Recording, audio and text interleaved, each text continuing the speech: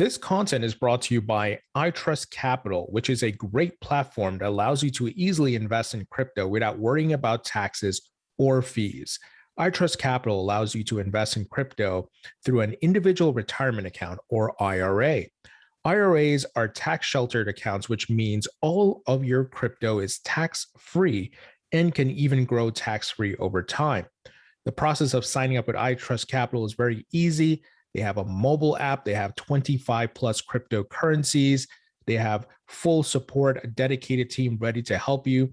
And it is free. And once again, 100% free to sign up with iTrustCapital. There are no hidden fees and there's no monthly subscription or membership. They also have great security. They utilize Coinbase custody for all their custodial services. So you don't have to worry. It is institutional grade crypto custody that they are using.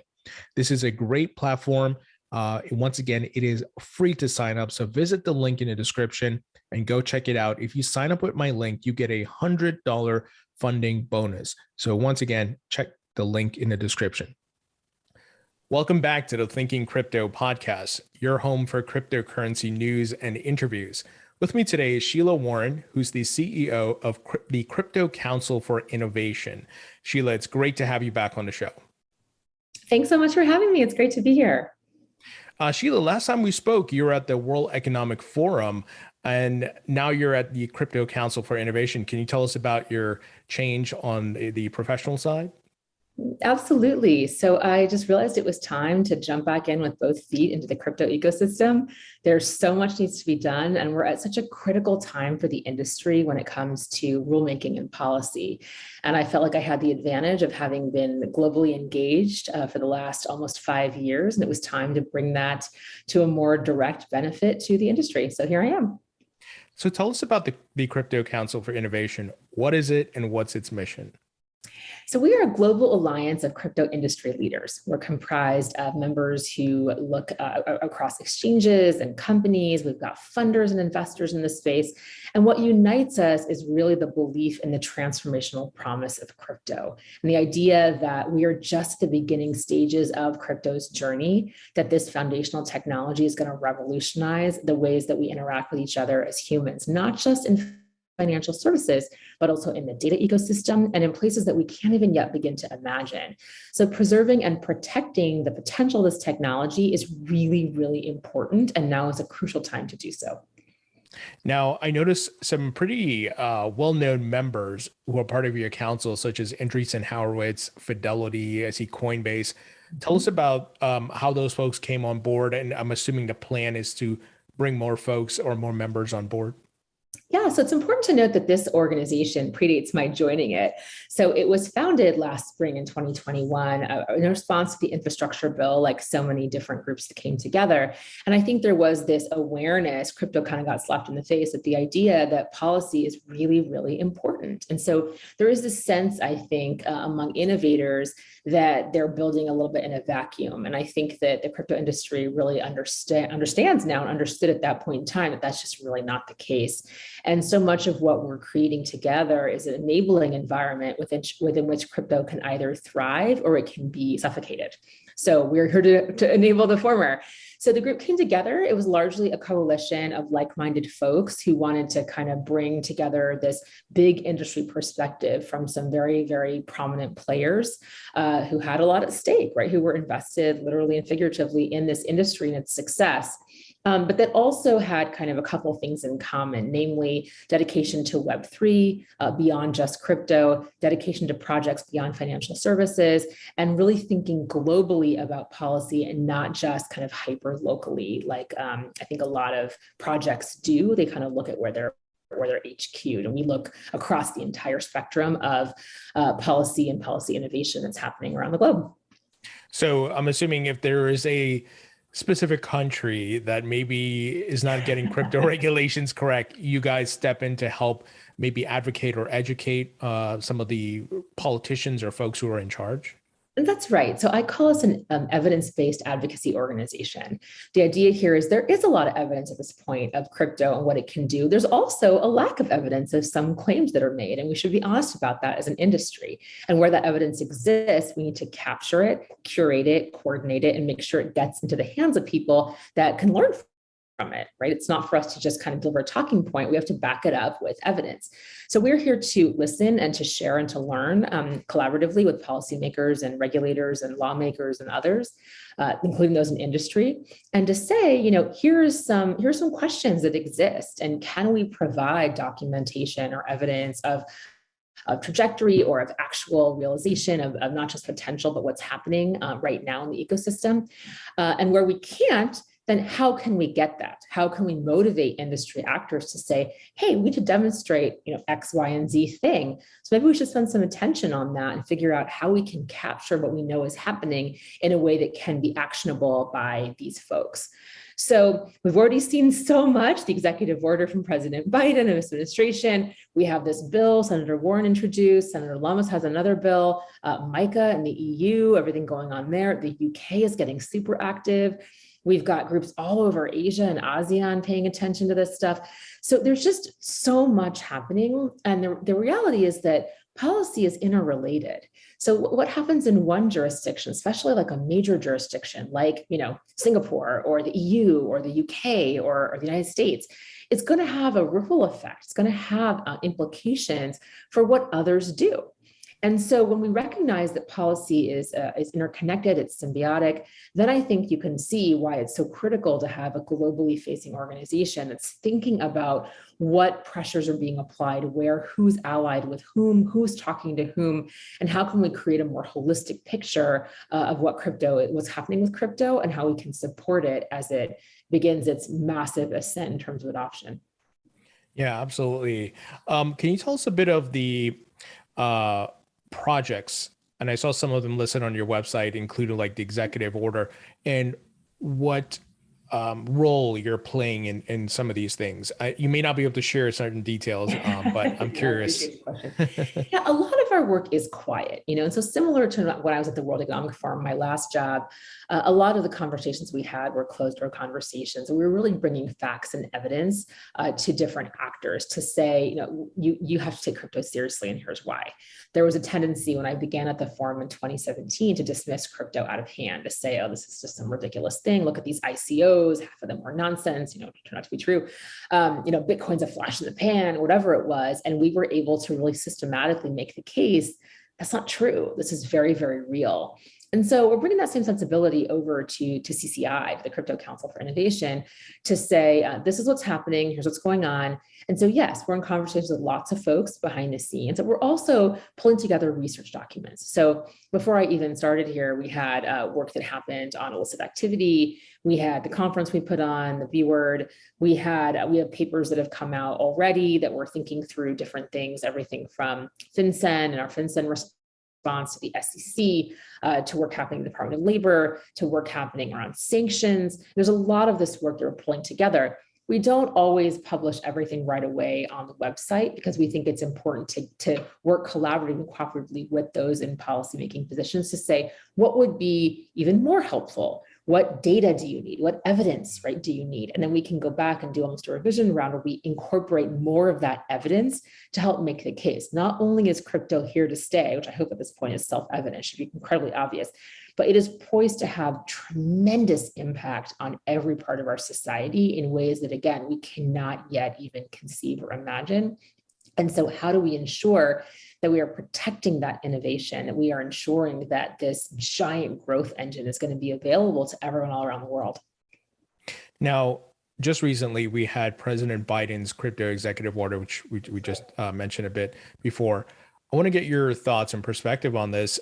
Is this good? Is this a good call to action for all the agencies and regulators to come together? And what do you see as the outcome of this? So I will say I was very excited to see this. I think that this is a space where there's been so much differentiated interpretation by various agencies, including whether or not to pay attention, right? So some agencies that you would expect to have had a point of view haven't really articulated one, at least not publicly. Now, privately, we know they have some folks have points of view, but this basically said like a couple of things. Number one, you got to pay attention. There is no world in which you can pretend this is not happening. You got to pay attention to have point of view. And number two, it made it basically impossible to be black or white. So you can't say, crypto is always perfect, and you can't say crypto is terrible and everything that's awful. It landed strictly in the gray area, which I think is exactly right because of the way innovation develops. Innovation is reactive and responsive in many ways to the enabling environment in which it is being created. So if you create a stifling policy environment, you're going to get a choked, narrow kind of interpretation of what this technology can do. If you create a too open, you're going to get all kinds of exploitative actors who are coming in and taking advantage of that. You need to have a pathway through that is providing guardrails. I remember I gave this talk in 2018 where I used this image. I was trying to explain to the industry even back then, regulation is inevitable because at some point they're going to pay attention, and you want to make sure you're in conversation so that there's education happening. So when the regulation comes, it's not something that is based on an ill-informed opinion or something from mainstream media, which may or may not be accurate.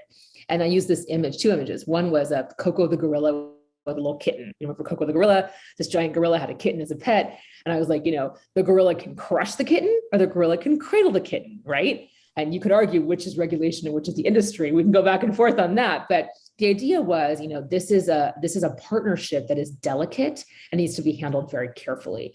Second image was that of a half pipe. And so I said, look, you look at a half pipe, it was a picture of Shaun White and Stills going down a half pipe. And the idea here is a half pipe's a half pipe's a half pipe. There are rules around going down a half pipe.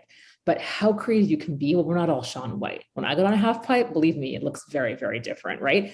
So innovation can thrive even in an environment where there are some guardrails in place that can actually help spur competition in productive ways. So my argument has always been, we don't have to look at regulation as a terrible, scary thing. We can look at it as an enabler, actually, as something that can help us be mindful about how the technology we're building or how the applications we're building could be used by bad actors. And let's be mindful of that reality and figure out how can we disincentivize that behavior and use a regulatory frame to help protect us as well as our users from that kind of happenstance. Yeah, I think the executive order was reached with a lot of positive feedback and surprises of folks were like, okay, this is good. Sorry, go ahead.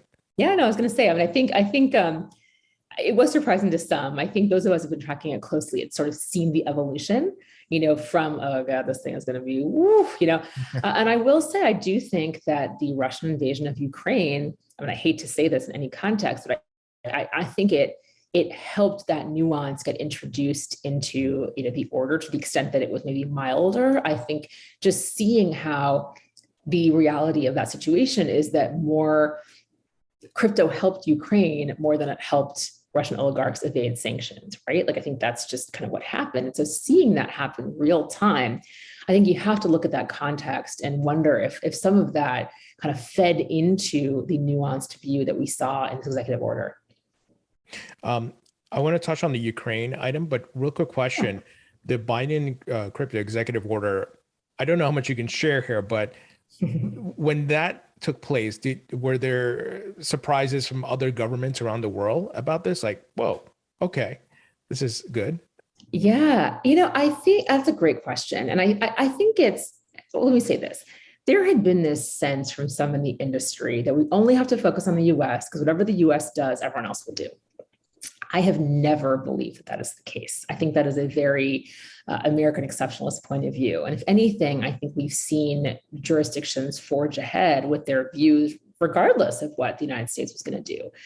I do think that just the sheer nuance and the reflected complexity of the industry and the issues that this EO represents, I do think gave some, I wouldn't say pause, but I think it's going to really encourage other governments and other actors around the world to similarly take that point of view, right? So rather than kind of knee-jerk banning something or even permitting something, I think they're going to take a pause and say, well, It's more complicated than that. It is actually more complicated than that. And it merits our attention, it merits our diligence and our careful consideration, not just some sort of talking point, political point reaction that could actually wind up not being great for our population.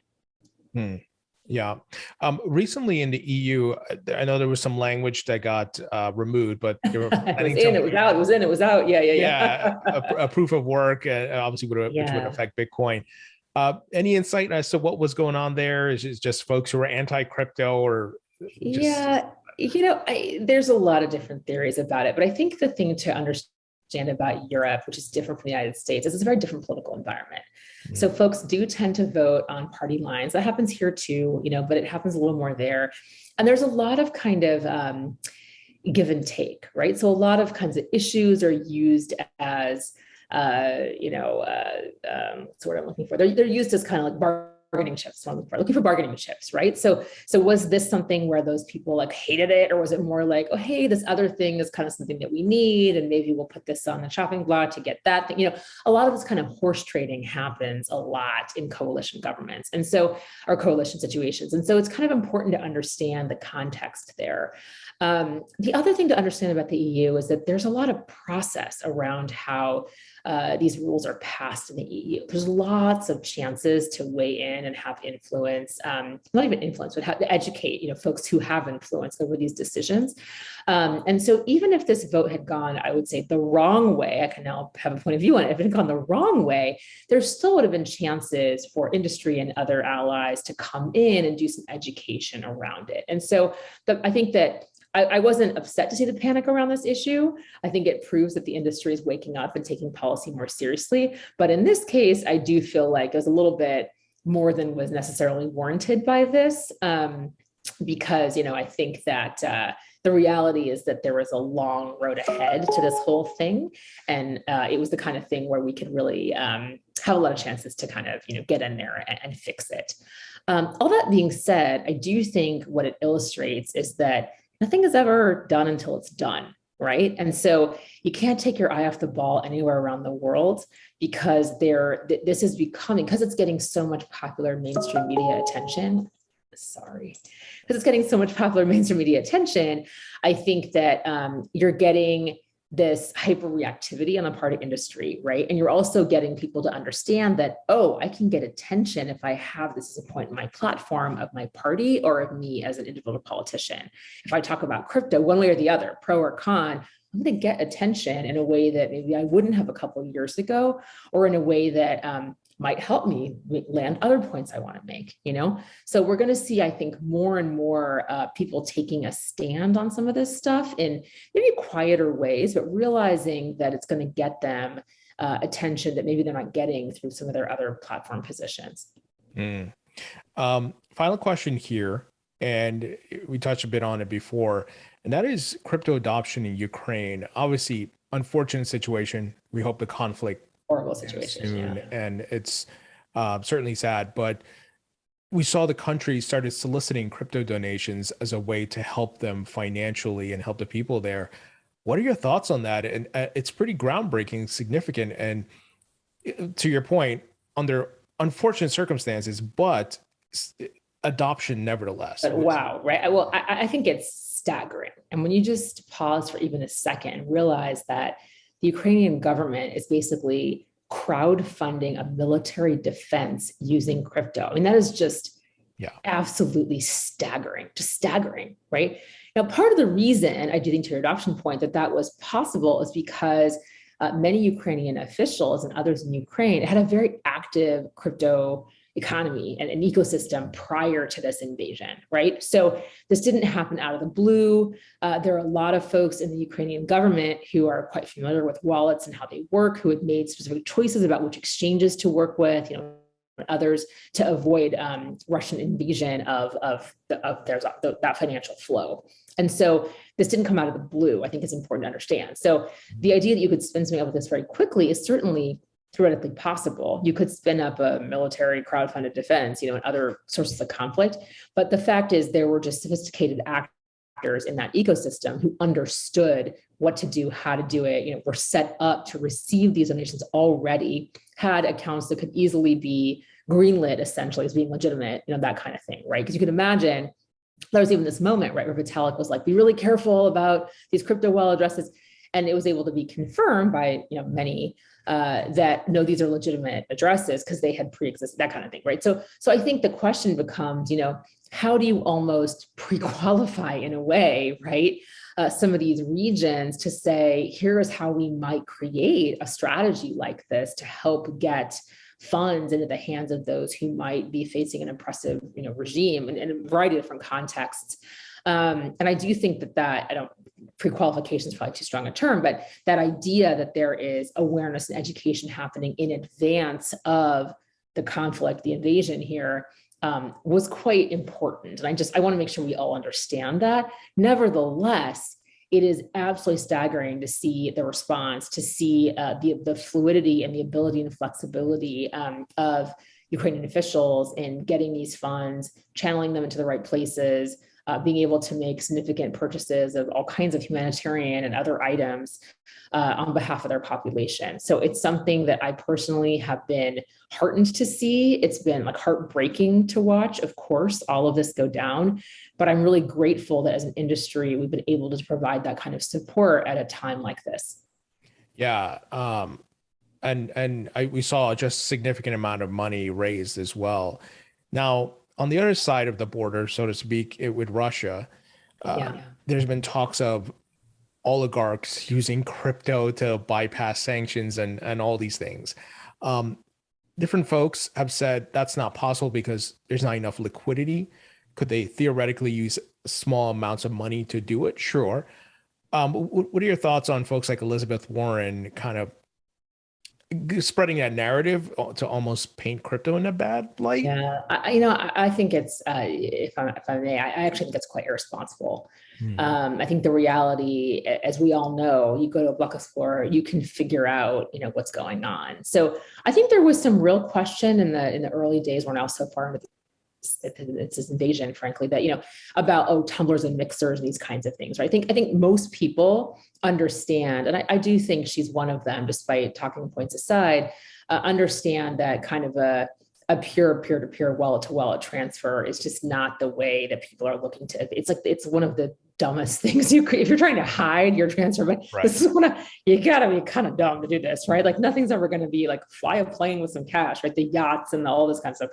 There's a lot better ways that are going to be more likely to evade sanctions if that's your goal than doing it publicly on a ledger that has a record and that can be searched. There were some legitimate questions, I think, about mixers and tumblers, belying a misunderstanding about how those services work. We were able to get in and have a number of briefings of different folks just to explain how, that strategy also wouldn't really make any sense because of the volume. That's where the liquidity arguments come in. The volume of liquidity you would need, you can't mask that through a mixer or tumbler service. It's just not realistic.